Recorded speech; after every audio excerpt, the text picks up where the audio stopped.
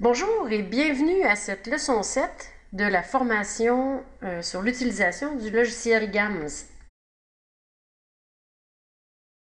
L'objectif de cette 7e leçon est d'initier l'utilisateur à l'importation et à l'exportation de données provenant d'Excel vers GAMS et de GAMS vers Excel, et de montrer à l'utilisateur comment programmer à l'aide de l'utilitaire qui se nomme put.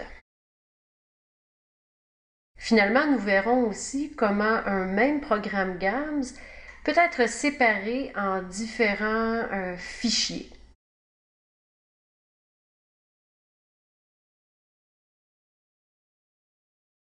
Jusqu'à maintenant, nous avons vu comment introduire des données directement à l'intérieur d'un programme GAMS, c'est-à-dire en utilisant les commandes parameter, scaler et la commande table.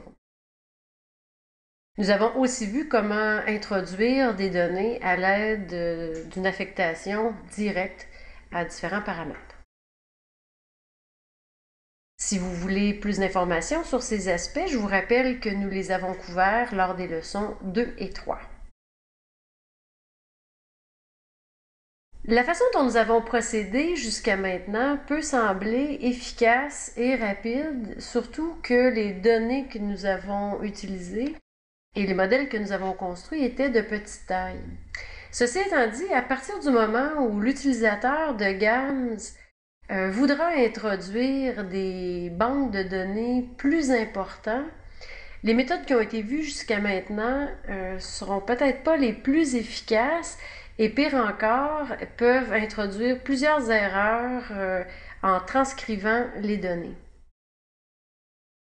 Par ailleurs, vous avez certainement remarqué que le fichier de sortie LST, qui est automatiquement produit par GAMS, présente les résultats, mais pas d'une façon qui sont facilement utilisables par l'usager pour la construction de tableaux de résultats, par exemple. Une alternative, donc, à la façon dont on a fonctionné jusqu'à maintenant est soit d'importer des données à partir d'Excel dans notre code GAMS, ou à l'inverse, d'exporter des données qui sont produites par le logiciel GAMS vers un chiffrier Excel. Ceci étant dit, le logiciel GAMS n'a pas été conçu pour lire directement ni écrire directement dans des chiffriers Excel. Et donc, la façon que je vous propose aujourd'hui, qui est peut-être plus simple, est de tout d'abord convertir les données en fichier dit GDX pour GAMS Data Exchange, qui est un format qui est, lui, compatible avec GAMS. Pour ce faire, il existe une façon relativement simple qui est d'utiliser un outil de conversion qui s'appelle GDX XRW, qui est automatiquement installé lorsque vous avez téléchargé le logiciel GAMS. Pour importer des données d'Excel, le fichier dont l'extension est XLS ou XLSX, tout dépendamment de la version d'Excel que vous avez, est tout d'abord converti en fichier GDX, qui, lui, peut être alors lu dans un fichier GAMS. Et inversement, pour exporter des données vers Excel, on crée tout d'abord un fichier GDX à l'intérieur du programme GAMS, et ce dernier est finalement converti en fichier Excel. Les diapos qui suivent vont vous expliquer comment procéder pour chacune de ces deux tâches.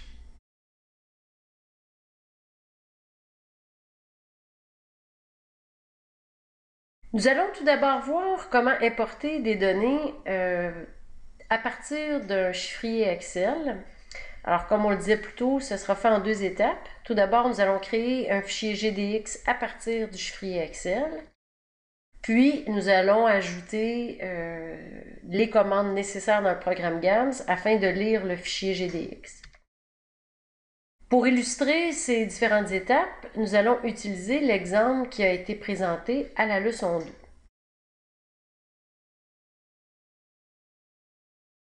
Si vous vous rappelez bien, les données dans l'exemple étaient les suivantes. Alors, nous avions les coûts de transport unitaire, le paramètre C. Nous avions la capacité de production de chacune des usines, puis la demande pour chacune des villes de destination. Supposons que ces données sont incluses dans un fichier Excel qui se nomme lesson7.xlsx dans 3 chiffriers différents. Alors, la valeur du paramètre C sont dans la feuille de calcul nommée costs, comme on le voit à l'écran en ce moment. Alors, vous noterez que l'extension du fichier Excel peut être soit XLS, soit XLSX, dépendamment de la version d'Excel que vous utilisez. GAMS est en mesure de lire des versions plus ou moins récentes d'Excel. Vous noterez aussi que l'écriture des éléments des ensembles I et J doivent correspondent exactement à la façon dont ils ont été définis dans le programme GAMS. Alors, Seattle doit être écrit exactement de la même façon. Vous vous rappellerez que GAMS ne distingue pas les majuscules et les minuscules. Même chose pour San Diego et même chose pour nos différents marchés.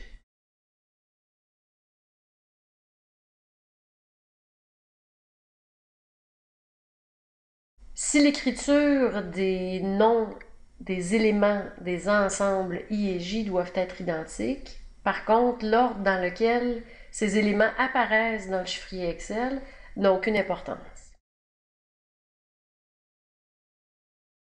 Les valeurs du paramètre A sont inclus dans la feuille de calcul Capacity et finalement, les valeurs du paramètre B sont dans la feuille de calcul Demande.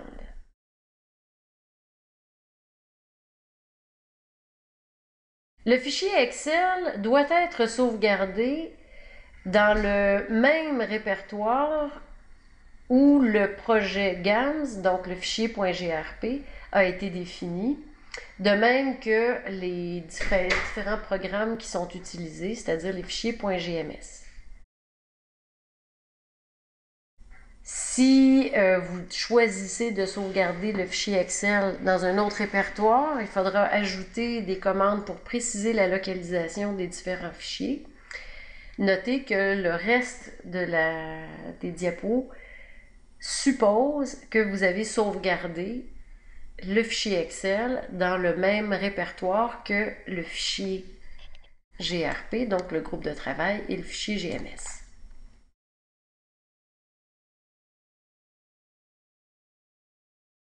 La première partie du code GAMS est exactement la même que celle de la leçon 2. Vous remarquerez que nous définissons les ensembles et les paramètres avant d'importer les données, puisque nous ferons référence à ces ensembles et à ces paramètres dans les commandes permettant l'importation des différentes valeurs. Pour transférer des données à partir d'un fichier Excel vers un fichier GDX, toutes les commandes qui suivent doivent être écrites sur une même ligne, donc sur une seule et même ligne. Pour des fins de présentation, je vous les présente sur cette diapo en 4 blocs, mais notez que dans le code GAMS, tous ces blocs viennent les uns après les autres sur une seule et même ligne. Le premier bloc donne l'instruction à GAMS d'utiliser l'utilitaire GDX XRW pour importer les données du fichier Excel et pour les mettre à l'intérieur du fichier GDX qui se nomme data.gdx. Alors, la commande signe de dollar call est une commande qui appelle un programme externe. Je vous rappelle que le signe de dollar, lorsqu'il introduit une option GAMS, doit figurer à la toute première position de votre ligne. Donc, l'utilitaire qui est appelé par la commande call se nomme gdx_xrw.exe et c'est l'utilitaire qui permet de convertir des données Excel en fichier GDX. La lettre I égale, I signifie input, c'est-à-dire le fichier dans lequel GAMS doit aller chercher les données. Et ce qui suit est le nom du fichier Excel dans lequel les données sont situées, dans notre cas, leçon7.xlsx. La lettre O précise à GAMS le nom de l'output, c'est-à-dire du fichier de sortie qui sera créé après la conversion du fichier Excel. Ici, nous avons donné le nom de data.gdx.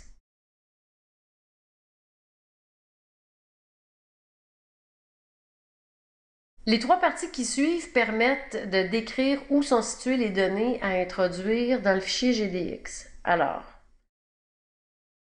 les lettres PAR pour paramètre ou parameter est une commande qui introduit le paramètre à aller chercher dans le fichier Excel. Ici, il s'agit du paramètre A.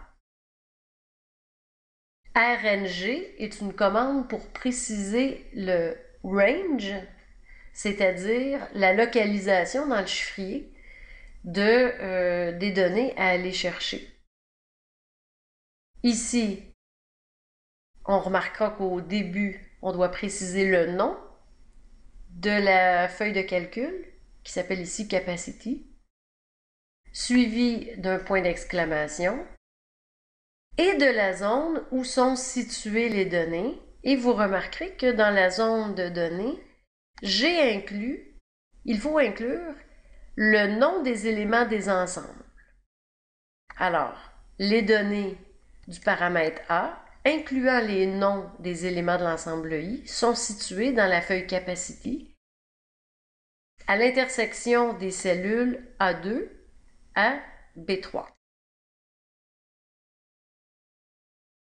La dernière portion de la commande, rdim, introduit la dimension du paramètre. Ici, la dimension du paramètre A est de 1, c'est-à-dire l'ensemble I.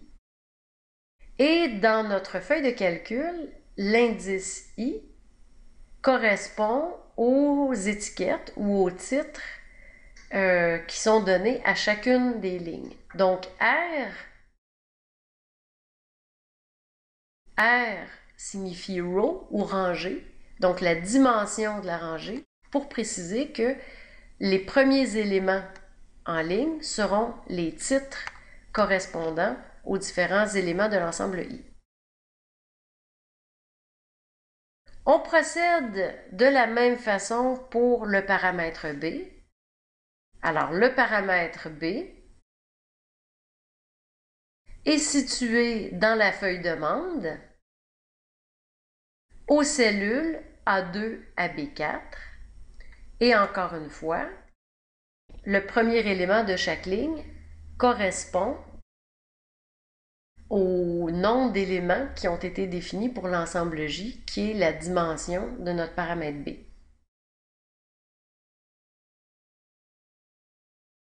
Finalement, on procède de la même façon pour le paramètre C. Alors, le paramètre C est situé dans la feuille de calcul costs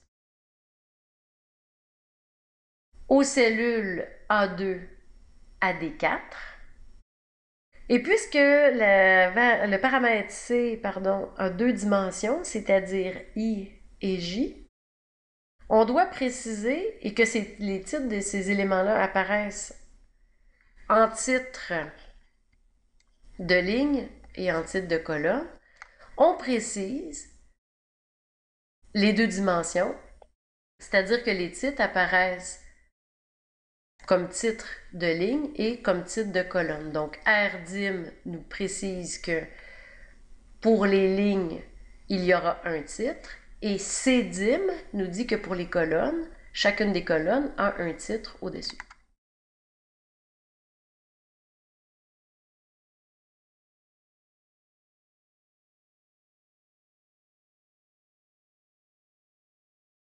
Les commandes que nous venons de couvrir permettent la création d'un fichier GDX. Comme je vous l'ai mentionné plus tôt, les fichiers GDX peuvent être vus directement à l'aide du logiciel GAMS.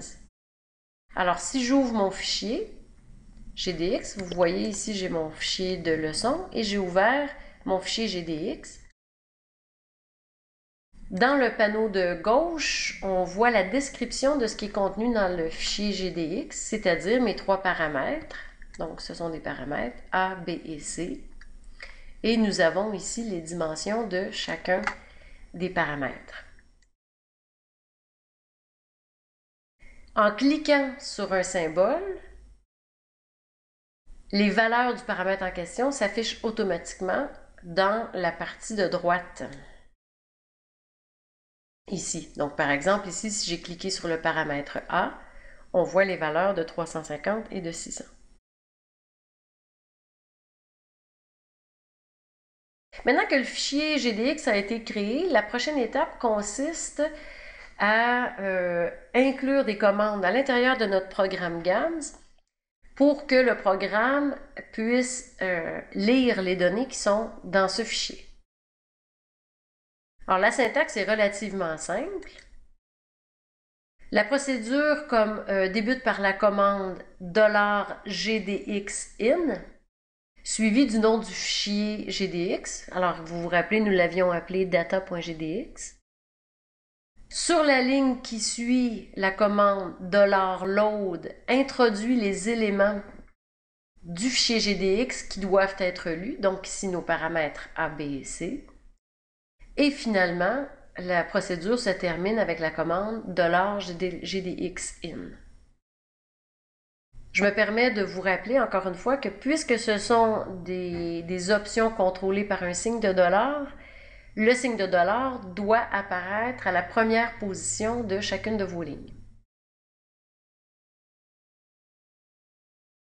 Le reste du fichier GAMS est exactement le même à ce qu'il était. En d'autres mots, au lieu d'avoir ceci, donc ce qui apparaît dans la fenêtre du haut, nous aurons maintenant les lignes qui sont ci-dessous. Alors, au lieu d'introduire des données à l'aide de la commande table et ensuite de référer chacun des paramètres aux différentes lignes et colonnes de mon tableau, je crée tout d'abord mon fichier GDX à partir du fichier Excel, puis ensuite j'introduis les différents paramètres qui sont dans mon fichier GDX.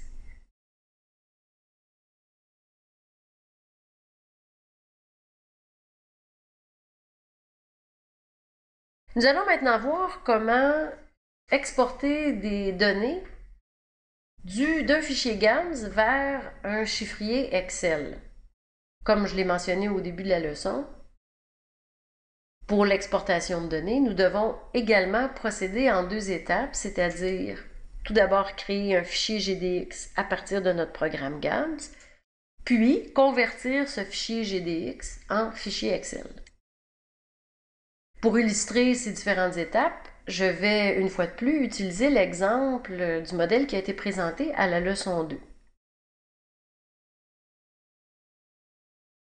Vous vous rappellerez peut-être que le modèle présenté à la leçon 2 avait pour objectif de trouver les quantités à expédier de l'usine I vers le marché J, c'est-à-dire la variable X et J, de façon à minimiser les coûts totaux d'expédition Z.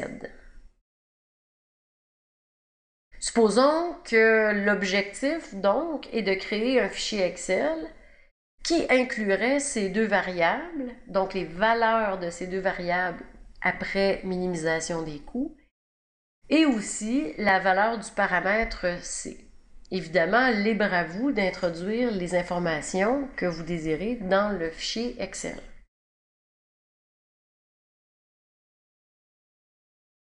Il est assez simple de créer un fichier GDX. Alors, la commande à utiliser après la résolution du modèle est celle-ci. Execute onload est un mot clé GAMS ou une commande GAMS qui crée un fichier GDX. Et vous noterez ici que le fichier GDX créé se nommera results.gdx. Vous pouvez le nommer résultat.gdx si cela vous plaît. Et que le nom du fichier à créer doit figurer entre guillemets. Ça peut être des guillemets simples ou des guillemets doubles. L'important étant que si vous ouvrez des guillemets simples, vous fermiez les guillemets en utilisant également des guillemets simples. Une fois qu'on a défini le nom du fichier à créer, on place une virgule, ce qui indique à GAMS que ce qui suit seront les éléments à ajouter dans le fichier GDX. Alors ici, vous remarquerez que nous avons 3 éléments à inclure, soit le paramètre C et les variables. Notez que dans le cas de paramètres, on indique uniquement le nom du paramètre, alors que dans le cas des variables, on doit préciser ce qu'on souhaite avoir. Dans ce cas-ci, le niveau, donc .L, le niveau de la variable après résolution. Dans tous les cas, on ne doit pas inscrire d'indice. Donc, bien que C soit défini sur IJ, on inscrit uniquement C. Même chose pour X et même chose pour Z. Le tout se termine par un point-virgule.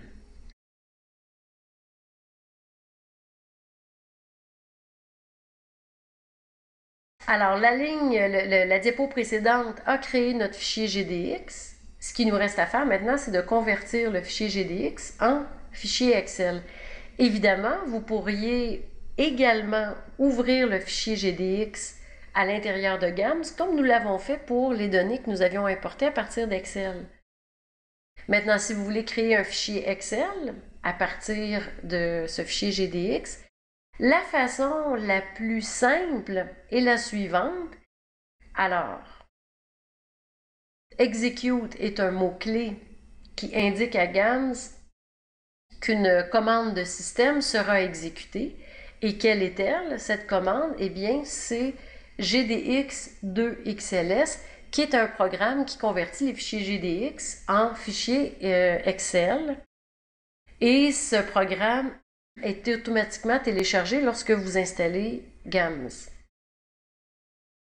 On indique ensuite le nom du fichier GDX à convertir, puis le nom du fichier Excel qui doit être créé.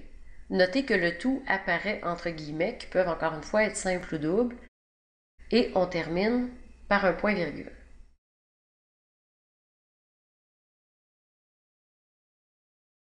Le fichier Excel qui sera créé aura l'apparence qui est affichée à l'écran. Alors, vous noterez tout d'abord que tous les scalaires, c'est-à-dire les paramètres, les variables et les équations qui n'ont aucun indice, figureront tous dans une seule et même feuille de calcul que GAMS nommera automatiquement scalar. Dans notre cas, nous avons uniquement demandé d'afficher la valeur de la variable Z, donc qui est le seul scalaire que nous avons demandé d'inclure dans le fichier Excel. Les items que nous avons demandé d'afficher dans le fichier Excel,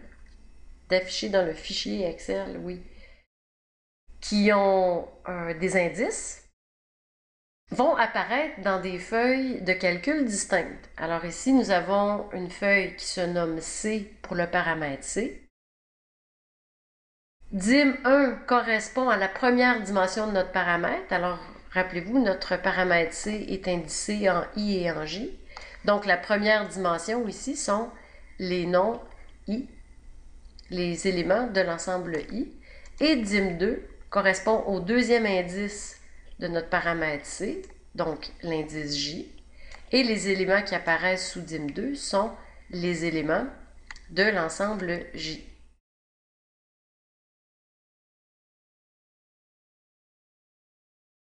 Finalement, nous avons demandé d'afficher la variable x, qui elle aussi a 2 dimensions, et qui est présentée dans sa feuille distincte comme le paramètre C. Maintenant, vous noterez que pour les variables, les valeurs des bornes et des valeurs marginales figurent en plus des valeurs finales de notre variable.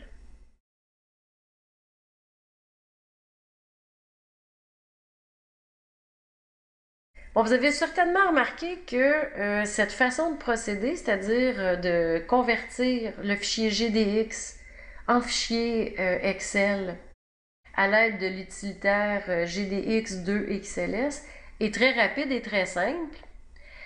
Par contre, le format du fichier Excel qui est produit pourrait ne pas correspondre à ce qui est souhaité par l'utilisateur. Voici une façon alternative de créer votre fichier Excel, mais cette fois-ci en utilisant la commande GDX-XRW. Alors, à ce stade, nous sommes toujours dans notre code GAMS une fois que le fichier GDX a été créé. J'utilise la commande, le mot-clé execute, qui indique à GAMS qu'une commande de système, sera exécutée. Et quelle est cette commande? Eh bien, c'est GDX-XRW, qui est un programme qui, comme GDX2XLS, permet de convertir des fichiers GDX en fichiers XLS. On précise par la suite le fichier GDX qu'on souhaite convertir, donc le fichier d'input. Puis, on précise qu'on souhaite avoir dans notre fichier Excel, ici la variable x, alors, le terme var égale signifie que ce qui suit est la variable qu'on souhaite inclure dans notre fichier Excel. Et on doit préciser où l'on souhaite faire afficher la variable x. Alors ici, RNG qui signifie range, donc l'espace dans le chiffrier Excel où l'on souhaite voir la variable x se faire afficher. La première partie est le nom de la feuille de calcul, et ici, la feuille de calcul se nommera flow. Notez que le fichier Excel n'a pas besoin d'être créé préalablement. Il suffit de préciser le nom que l'on souhaite donner à la feuille de calcul, suivi du point d'exclamation. Et on pourrait préciser dans quelle cellule de la feuille de calcul on souhaite inclure la variable x. Dans le cas de notre exemple, puisque nous n'indiquons aucune cellule, GAMS par défaut introduira les valeurs de la variable x à partir de la cellule A1, c'est-à-dire au tout début du fichier de la feuille de calcul Excel. On procède exactement de la même façon pour la variable z, qui, elle, sera dans une feuille distincte dont le nom sera total cost. Et on procède de la même façon pour le paramètre c. Alors, vous remarquerez que dans le cas des variables, la commande était var. Dans le cas d'un paramètre, la commande est par. Et encore une fois, dans le cas des variables, on doit préciser ce qu'on souhaite faire afficher, ici le niveau, ce qui n'est pas le cas dans le cas d'un paramètre. Alors, le paramètre C sera dans la feuille cost. Notez que chacune des lignes se termine par un point-virgule. Le fichier Excel qui sera créé par les 3 lignes vues à la diapo précédente aura cette apparence. Alors, tout d'abord, notez que puisque nous n'avons spécifié aucun nom pour le fichier Excel, le même nom que le fichier GDX sera donné au fichier Excel, mais utilisera l'extension XLSX. Évidemment, si vous avez une version antérieure d'Excel, l'extension qui sera donnée à votre fichier sera XLS. Alors, dans la feuille flow, nous verrons les données de la variable x et vous remarquerez qu'il figure ici sous forme de tableau. Donc, avec l'indice i en titre de ligne et l'indice j en titre de colonne. Donc, le premier indice et le second indice de notre paramètre et les valeurs affichées dans un tableau. Les coûts dans la feuille de calcul cost et finalement le coût total, c'est-à-dire la variable z qui apparaîtra seule dans la feuille de calcul total cost. Puisque la variable z n'a aucune dimension, seule la valeur sera affichée.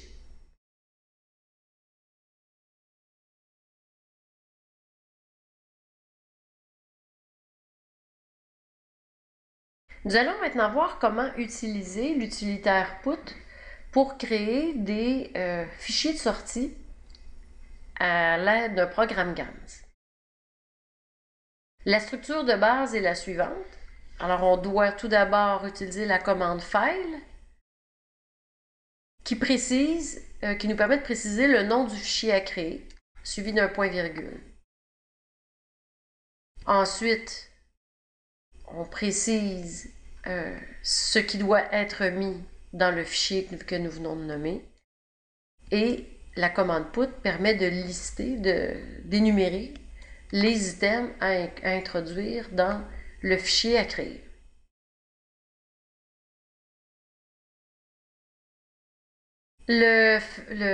L'utilitaire put est couvert par le chapitre 15 du guide d'utilisateur de GAMS que je vous recommande fortement de lire puisqu'il vous permettra de vous familiariser avec les différentes options, par exemple de formatage qui pourraient être introduites à l'aide de ce type de programmation. Aujourd'hui, nous allons voir un exemple relativement simple, mais encore une fois, sachez que le guide d'utilisateur est très complet à ce sujet.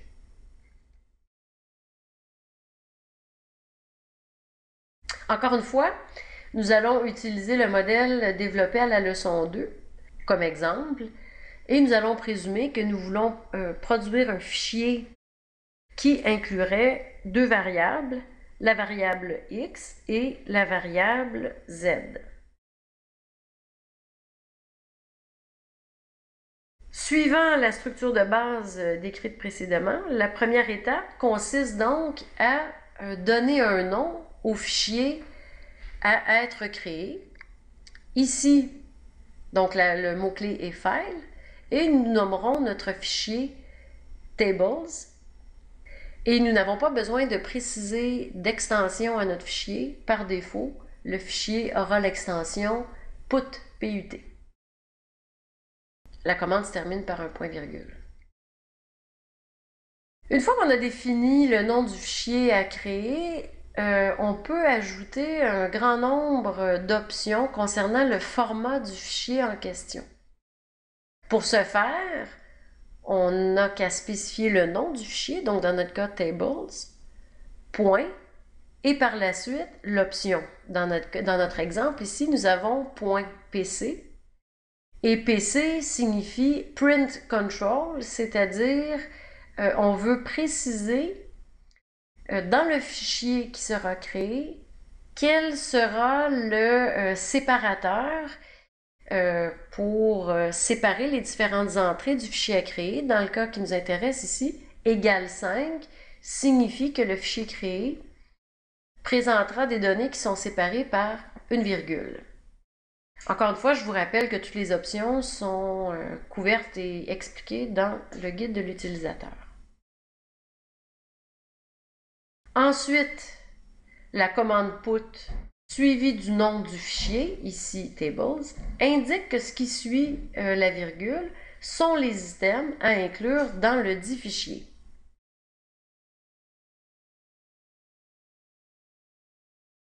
Donc, ensuite, nous devons décrire ce que nous souhaitons introduire dans le fichier de sortie.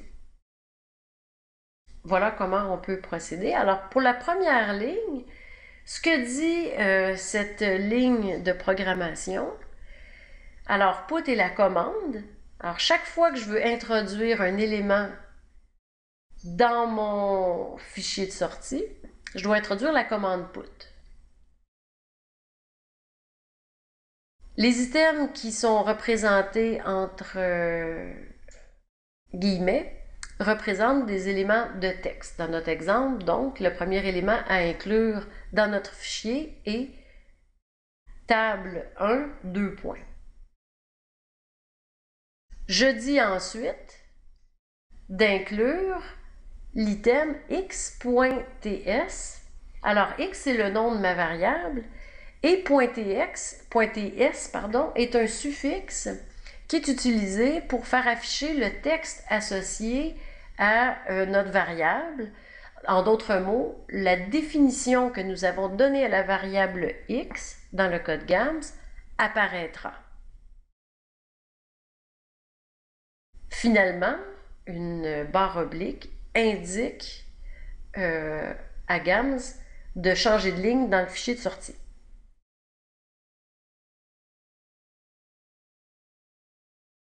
En d'autres mots, puisque le texte ou la définition que nous avons donnée à la variable x est la suivante, la première ligne de mon fichier d'output sera table 1, donc le texte ici que nous avons mis entre guillemets, virgule, puisque nous avons précisé que le séparateur d'éléments dans le fichier de sortie doit être une virgule, la définition de ma variable x, qui est shipment quantities in cases, tel que défini dans mon code GAMS précédemment.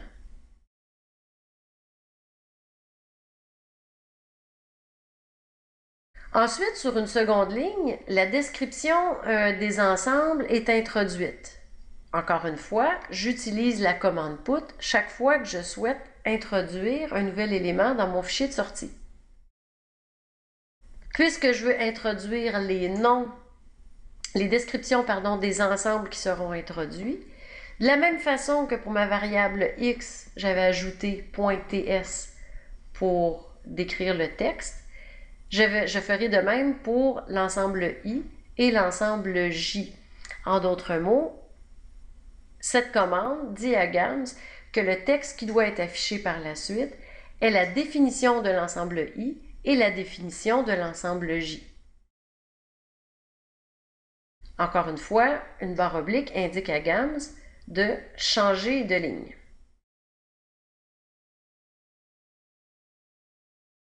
En d'autres mots, puisque le texte associé aux ensembles i et j, c'est-à-dire les définitions que j'avais données à mes ensembles i et j, sont les suivantes, la deuxième ligne de mon fichier de sortie sera canning plant, donc le titre, la définition de mon ensemble i, canning plant, virgule, la définition de l'ensemble j, c'est-à-dire market, qui figurera par la suite.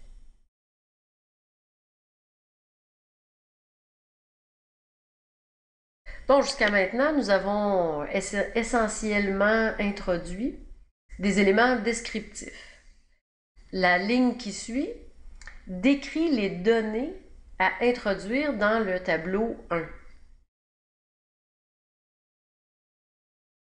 Alors, vous vous rappellerez de la commande loop que nous avons vue à la leçon précédente. Alors, je vous rappelle que la commande loop doit débuter par une parenthèse et aussi se terminer par une parenthèse suivie d'un point-virgule.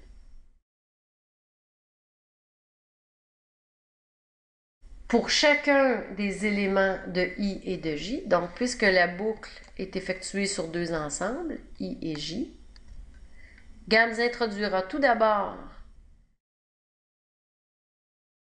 i.tl, où tl signifie le nom de l'élément de chacun des ensembles, de chacun des éléments de l'ensemble, et fera de même pour l'ensemble j.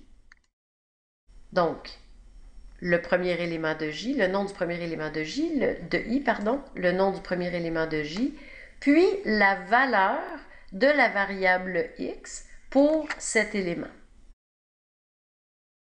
nous avons encore une fois introduit un changement de ligne à chaque fois que les données ont été introduites pour une paire d'éléments d'ensemble. Alors, je vous rappelle que la commande loop doit se terminer par un point-virgule. Finalement, j'ai mis 2 barres obliques pour indiquer à GAMS qu'il doit sauter 2 lignes dans le fichier de sortie. Alors, si vous avez besoin de vous rafraîchir la mémoire sur la commande loop, je vous invite à réviser la leçon 6.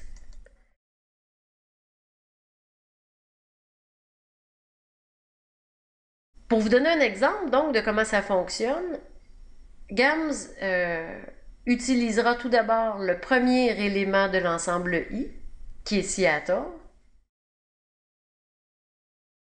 puis le premier élément de l'ensemble J, qui est New York,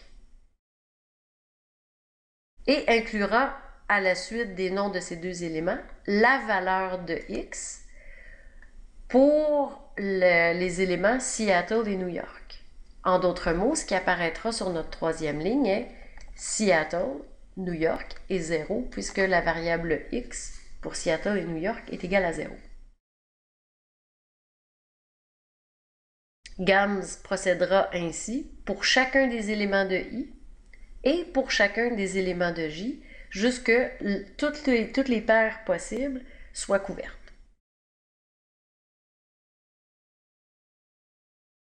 Finalement, nous allons introduire un petit tableau pour la variable Z, puisque cette variable n'a aucun indice. La façon de programmer la création de ce tableau est plutôt simple. Alors, je construis un tableau que je nomme Table 2 et dont le nom sera la définition de ma variable Z et j'inclurai ensuite la valeur.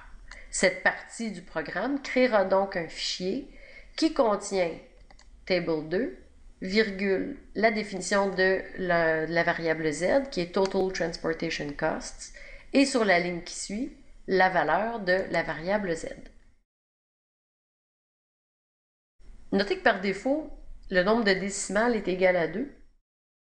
Il est possible d'accroître le nombre de décimales tout de suite après avoir défini le nom du fichier put à créer à l'aide des options qui sont admises pour la création de fichiers. Alors, si vous avez téléchargé le code GAMS de la leçon 7,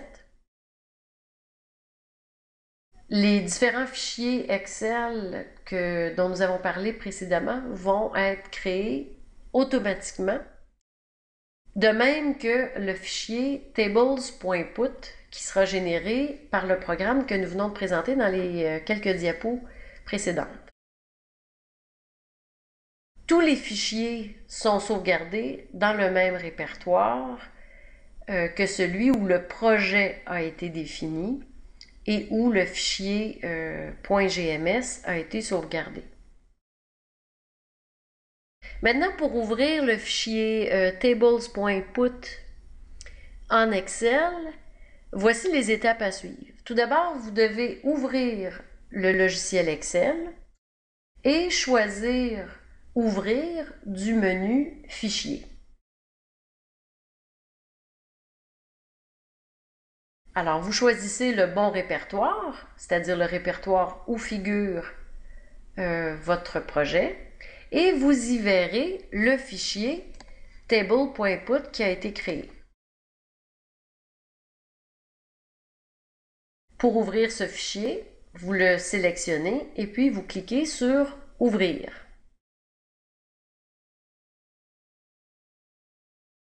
La fenêtre qui suit apparaîtra automatiquement. Alors, il est important de préciser que les champs sont délimités et dans notre cas, ils sont délimités, comme nous l'avions mentionné, par une virgule. Alors, vous choisissez Délimiter et vous cliquez sur Suivant.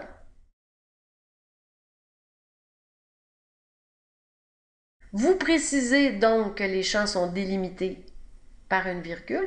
Vous voyez ici que Excel permet d'avoir des fichiers qui sont séparés par soit des points-virgules, des tables, des espaces, ou ainsi de suite.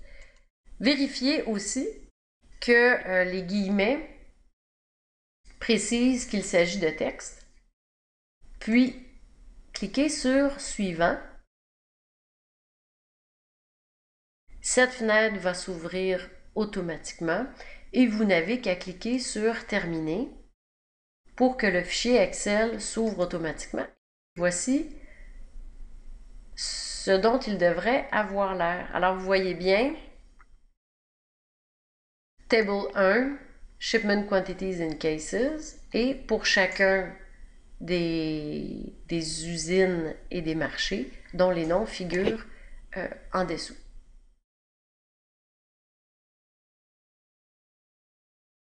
En bref, pour produire un fichier Excel, l'utilisateur peut soit débuter par créer un fichier GDX, puis le convertir en fichier Excel. En utilisant la commande GDX2XLS, l'utilisateur peut faire la conversion de façon extrêmement rapide, mais cette façon de procéder ne permet pas un formatage qui est bien personnalisé. Par contre, l'utilisation de l'utilitaire GDX-XRW permet d'avoir un formatage plus personnalisé, mais requiert un peu plus de programmation. L'autre option est via l'utilisation de l'utilitaire PUT, qui permet un très grand nombre d'options de formatage, mais qui requiert de toute évidence un peu plus d'aisance dans la programmation.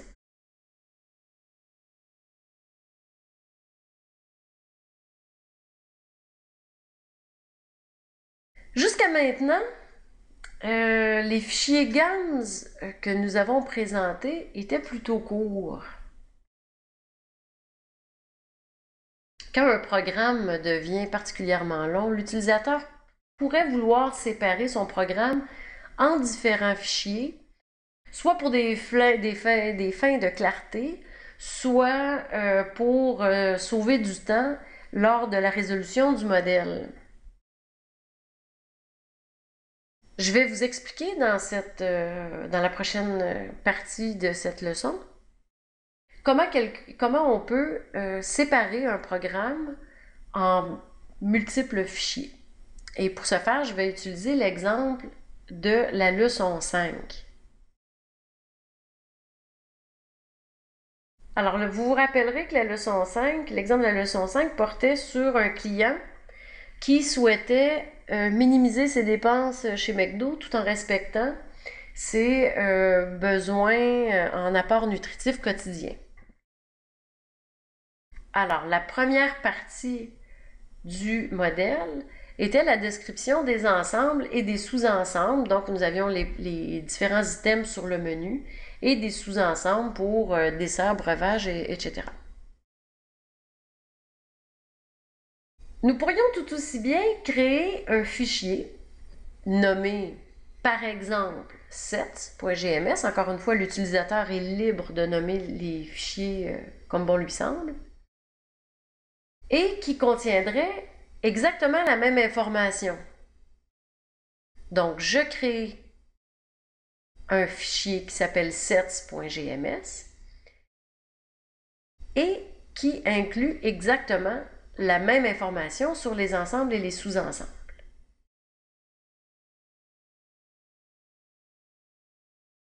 Maintenant, dans mon programme principal, au lieu d'avoir les ensembles, la description complète des ensembles, l'utilisateur pourrait tout simplement utiliser la commande $include suivie du nom du fichier.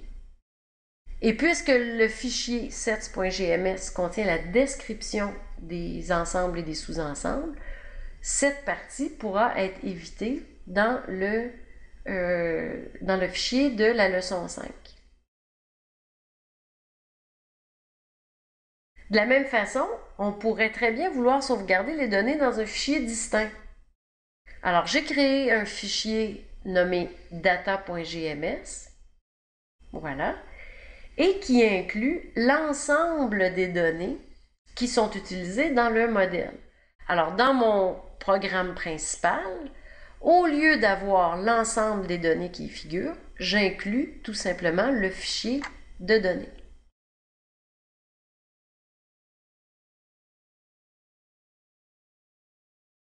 Alors, comme vous l'avez noté, l'option $include permet d'inclure des fichiers externes dans un programme donné. Je suis totalement consciente que l'utilité de cette commande n'est peut-être pas très évidente à ce stade-ci, puisque jusqu'à maintenant, nous avons uniquement construit des très petits modèles. Mais je vous assure que dès que vos modèles commenceront à être un peu plus longs, vous y trouverez une grande utilité, surtout à des fins de clarification du code.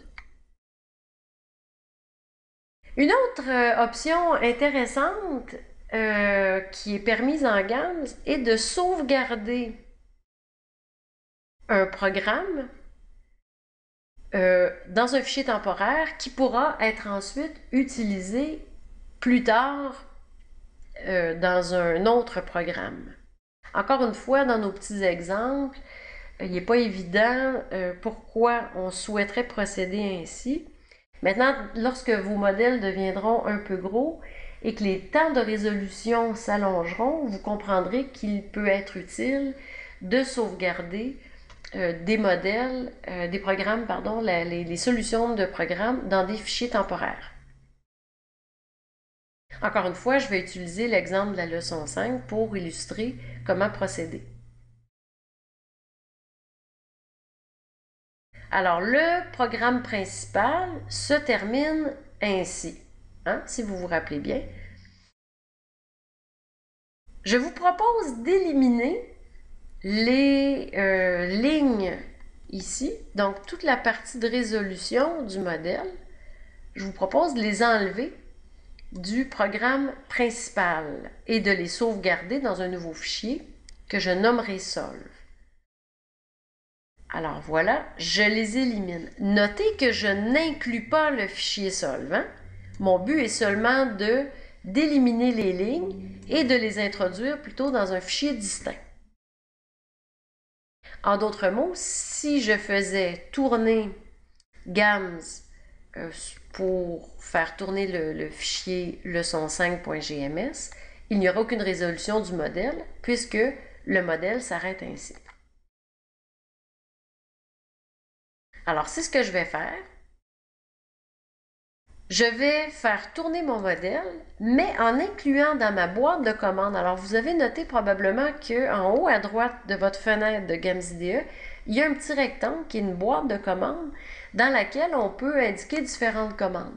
Ici, ma commande est S pour Save égale modèle. Vous auriez pu donner à peu près n'importe quel nom. J'ai choisi modèle. Vous auriez pu dire leçon 5, peu importe. Ce qui est après égal est libre à l'utilisateur. En d'autres mots, GAMS fera tourner, après la résolution du modèle, GAMS sauvegardera dans un fichier temporaire toutes les informations du fichier leçon 5. Alors, je fais tourner en cliquant soit sur la flèche rouge, soit en appuyant sur F9. Et vous verrez que dans le répertoire, automatiquement, un fichier temporaire a été créé avec l'extension G00. Alors, vous vous rappelez, j'avais dit S égale modèle. Alors, le nom ici, modèle, figure suivi de l'extension G00. Maintenant, dans GAMS IDE, j'ouvre mon fichier solve. Évidemment, si je fais résoudre mon fichier solve tel quel, GAMS vous dira qu'il ne connaît ni Nutri, ni cost, et donc vous donnera une liste d'erreurs. P ne sera pas connu non plus, ham ne sera pas connu, et ainsi de suite. Alors, pour faire référence à toutes les informations du fichier modèle, j'écris dans ma boîte de commande R égale modèle, où R signifie restart. En d'autres mots, GAMS utilisera le fichier temporaire modèle.g00 avant d'exécuter le fichier en question. Alors, j'appuie ici sur la flèche et GAMS pourra faire tourner le modèle. Bon, encore une fois, je suis consciente que notre modèle est assez court, mais vous remarquerez que lorsque les temps de résolution sont très longs, cette façon de procéder peut être particulièrement efficace. Alors, encore une fois, l'exercice à faire de votre côté pour vous assurer que vous avez bien compris et de répéter les différentes étapes qui ont été présentées au cours de cette leçon, c'est-à-dire importer les données, exporter des données vers Excel et finalement séparer le code GAMS de l'exemple de la leçon 5 en 3 parties, c'est-à-dire pour les ensembles, les données et la résolution. Bon travail!